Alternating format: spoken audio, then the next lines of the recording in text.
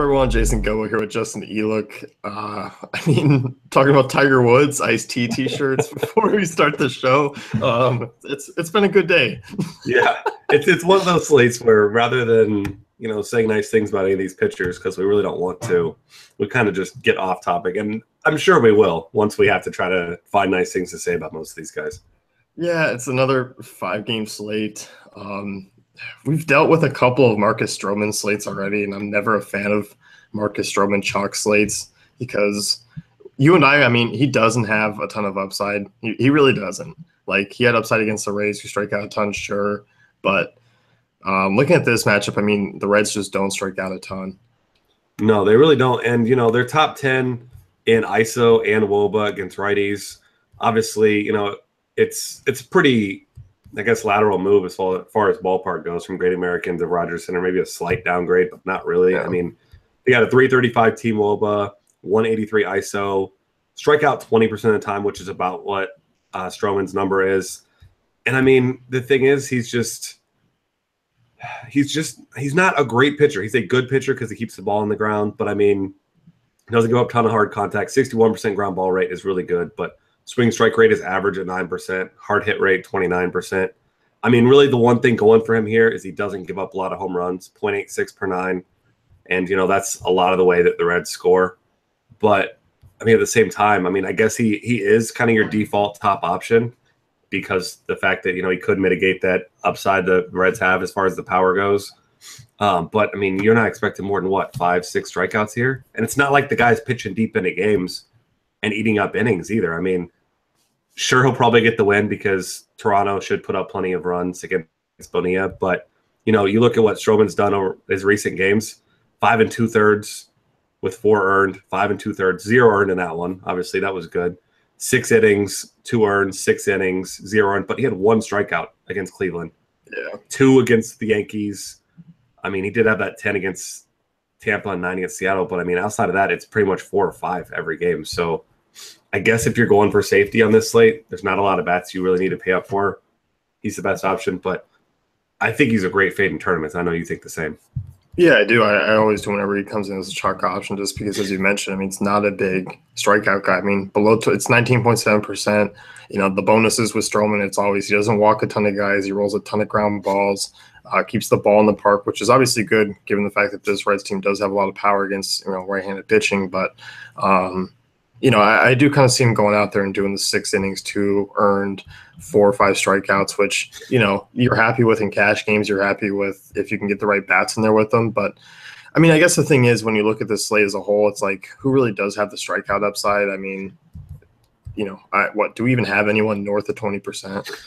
I mean, really the only guy you're looking at here, Edison Volquez and Daniel Norris have the 2 highest strikeout rates on the season. Ricky Nolasco behind them, then Hamill, then Stroman. And I mean, if you look over recent numbers, then over the past, 14 days, then your highest strikeout guys are Norris, then Stroman, 8.74 per 9. That's pretty good there. Martin Perez, and then Tehran. So, I mean, really it looks like recently, innings-wise, I guess Norris probably has the higher strikeout upside, but I don't think anybody really has 10K upside tonight. No. So I think that's what's said and done. I think maybe you look at pitching and go, what do you value more? Do you value a couple of extra bats in there? If you can get, a Donaldson Bautista or get a couple Rangers bats in there and just kind of go, all right, I don't mind paying down at one spot or something. Yeah, because I mean, Stroman, even relative to this slate, is pretty expensive, over 9K on both sites. I guess you could lock in the safety, but I mean, he's going to be 50% owned? At least that on DraftKings tonight. So, if he does go out and spin a gem, which, I mean, I guess a gem for him in this is 7 innings, 2 earned, 6-7 Ks. He still could easily be the highest scorer tonight, but, I think there's a lot of merit to fading him in tournaments. But I think in cash games, you kind of just play him. Yeah, no, I'm definitely with you there. And then we kind of skip ahead a little bit. We'll go down the list as far as games go. Detroit, Daniel Norris. This is a guy, I mean, flashes the talent every now and then. There's still a lot of kind of red flags on his numbers this year. Ton of hard contact allowed, low ground ball rate, but, decent ballpark. I mean, Royals are not good against lefties. I mean, they do have a couple right-handed bats I'll have to worry about, but for the most part, I mean, 28th in WOBA, bottom 5 in ISO. They don't strike out a ton, but, like we said, the strikeout rate is not going to be high for a lot of these guys. No, not at all. And I mean, like we were saying about Norris, second highest strikeouts per 9 on the slate. Does give up a lot of hard contacts. Swing strike rate average as everyone else is. I mean, his whip's a concern. I mean, kind of everyone else is here too, 1.62. I mean, that's pretty terrible. But he has pitched well recently. Not to say he's been pitching deep in games because none of these guys really have. But, over the last 14 days, 25% strikeout rate, 1.25 whip, walk rate under 8%, which on this slate is actually pretty good. So, I think that especially as far as FanDuel goes, if you want big bats, if you're going stacks, I think Norris is the guy I'm going with. DraftKings, you don't like him quite as much because he's 8,500. I think he's fourth most expensive there. But I definitely think that he's a guy you need to consider tonight. Yeah, no, I'm definitely with you. And I'm kind of moving on. Rays, I mean, they had a 6-hour game yesterday. It might have been a bit longer, but they go to Texas, play Martin Perez, is always a guy who's just like most slates you don't target a ton against, but you also don't use them. But I think tonight you actually may be able to get away with them. Yeah, I mean, the Rays, we talk about how good they've been against righties. Strikeouts aside, it's them and the Padres striking out a ton. Milwaukee kind of sometimes, but 27.7% strikeout rate against lefties. They do have that 11% walk rate. But you look at Perez and his numbers for the season, still not very good. I mean, swing strike rate is 6%, which is just beyond horrible. But he doesn't give up home runs. Best on the slate, 0.63 per 9, which is really, really good. I mean, that's not good relative to slate. That's good overall in general. And, over the last 14 days, walk rate under 4%, strikeout rate at 23.5, less than 1 batter per inning allowed. I mean, he's been very good over the past couple weeks. And I think that people, guys like we talked about Logan Morrison, of course. I'm not a believer the guy's all of a sudden a good hitter. He's almost 30. He has improved. I'll give him that. But throughout his career, both him and Corey Dickerson have been easily well below average against lefties. Their numbers this year, I feel like are kind of misleading. Both guys almost 30 years old. All of a sudden you can hit lefties. I don't know if I am buying that necessarily. And, when you look at what Perez does against lefties, I mean, he just dominates lefties. I mean, and the numbers are pretty misleading too, because if you look at the surface stats, 4.82 ERA, 1.93 whip, but then you look at the fact that he's given up a 4.69 BABIP to lefties, you're not going to maintain that. Less than 2 walks per 9, less than a homer per 9. His numbers are a lot better against lefties than what those stupid stats like ERA indicate. Yeah, this isn't a game where it's like I want to see what that Rays lineup looks like too. I mean, if you get like a day off for Evan Longoria, who has hit Perez well in the past, I mean, that's a big right-handed bat out of the lineup. And then outside of that, I mean, you're going to get Tim Beckham, who strikes out a ton. Yes, he has some decent numbers against lefties, but strikeout rate over 30%. Souza, big strikeout rate guy. I know he's been hitting the ball well of late. And then you just kind of get these guys like, as you said, Kiermaier, Logan Morrison. I'm not really concerned with the lefties. You'll probably see like Ricky Weeks in there. So, I mean, I don't think there's a ton to really worry about. I mean, I like a couple one-offs, but that's about it. Yeah, I mean, and I hate to say it because I've hated on Perez over the years, but, he's rarely that guy that just gets absolutely blown up, I mean, you look at his starts, and he pretty much always gives up something. He's never a guy that's going to go out and dominate. But over his all of his starts this season, earned runs 3, 0, 1, 4, 3, 4, 2, 2, 2, 3. So I mean, it seems like he actually has a pretty good floor. And I mean, obviously he's played some better lineups than this. Last time out against Boston, not a great start, only 4 Ks, but 3 earned over 6 1/3. He's got 5 quality starts in his last 6. I mean, I think he's a guy that's going to go way under-owned tonight, and he's sure he has that potential to blow up, but I don't think any of these guys are, easy plug-and-play options. Yeah, I mean, you look at the last 5 starts he's made. I mean, last 6 starts, he's gone 6 innings in 5 of the last 6. Yeah, so, I mean, I think he could be the key. He's the guy I'll be on a lot tonight. Yep. I mean, I might end up regretting it, but I'm going for it. We'll get to the last game here, talking about Tehran. Kind of a couple implications with this one. Angels could be without Mike Trout. Sprained thumb in that yesterday's game, left the game early. X-rays are fine. Questionable, obviously, that's a big bat out of the lineup. And then we look here, looking at this lineup, Tehran, his only thing is with lefties, 388 will be allowed.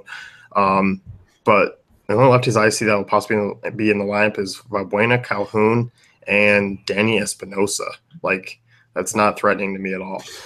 No, and you know what's crazy is the Angels have been they're a bottom 5 team in ISO and WOBA against right-handed pitching, despite the fact that Mike Trout has over a 450 ISO and a 450 WOBA this season, almost a 500 WOBA. So just imagine what the numbers are for this team without Mike Trout. So everybody that has ever heard me talk knows that I hate Julio Tehran. I think he's just a crappy pitcher. Everybody thinks he's actually good. I don't even think he's good. I think he's bad. But regardless of all that, if Trout doesn't play tonight, I think you got to consider him. But then again, that kind of brings us to the whole, Tehran and Stroman. How many lineups on DraftKings? If, say, Trout sits, how many lineups on DraftKings are going to be Tehran and Stroman? 40, 50%? Everybody's going to play that duo. And, if both guys struggle, even if you get decent outings from the guys, 10 to 15 points each, you could easily find somebody else for cheaper, Norris, Perez, those guys that could match that, because I just still don't think he has a ton of upside. So, those home road splits this year are they're stupid. You see he's given up 9 home runs at home in 30 innings, 0 and 25 on the road. Obviously that ballpark has been playing well for hitters, but it's reversed from what it's been throughout his career. So you got to consider him if Trout's not in, but I still don't feel good about it. I feel like Francisco Liriano bad about it. Yeah, as you said, the ballpark. Braves pitchers have always had tremendous success at home at Turner over the last few years. And we're seeing it with even Fulte. I was looking at him, whatever it was yesterday or the other day, and same thing. Better on the road, and it really is that ballpark, and especially when it warms up. It's playing really well for hitters right now, and this is the complete opposite. LA is just not a good power park, even though Ricky Lasco can make it look like a home run derby there sometimes. Yeah, I don't know. It's a spot where I don't know. I think, like I said, you have to consider him, but I don't know that I'll play him. I think I might just take my stand and go Norris and Perez and fade the chalk in tournaments. But cash game's obviously a different story. I think you could probably just play those two guys, assuming that Trout's out, and hope for the best. But it's just not a pretty slate. What do you think about Nolasco? You were kind of pointing him out to me to the show. He's another guy who's going deep into game 6, 7 innings over his last 4 starts. Home runs are going to be there, but I don't know. The thing is, he has been pitching well on the surface, over his past 4 or 5 starts. But he's also getting pretty lucky. 235 BABIP. His FIP over the last 14 days is almost 6, despite the fact that his numbers look pretty good. So, he's still a guy who walks too many batters. He just gives up just a ton of home runs. That's just all that Ricky Nolasco does, is give up home runs. You look at last game, he gave up 3, none against the Mets somehow, 2 against Detroit, 2 against Oakland, 2 against Seattle. That was at Oakland and at Seattle. So, he's given up 1, 2, 3, 4, what is it? 1, 2, 3, 4, 5, 6, 7 of his starts this year, he's given up at least 2 home runs. So, he hasn't really gotten killed. Of all these pitchers here, I think all of them have negative games on DraftKings, and Nolasco doesn't. His worst game 7.8 against Seattle. So I don't want to say he has a floor, but he's gotten pretty lucky. But I think he's a guy that I guess you could play as a contrarian option, because people will definitely be on Atlanta, and rightfully so. But just be forewarned, he's going to give up at least 1 homer. Yeah, and hopefully that homer's to Matt Kemp.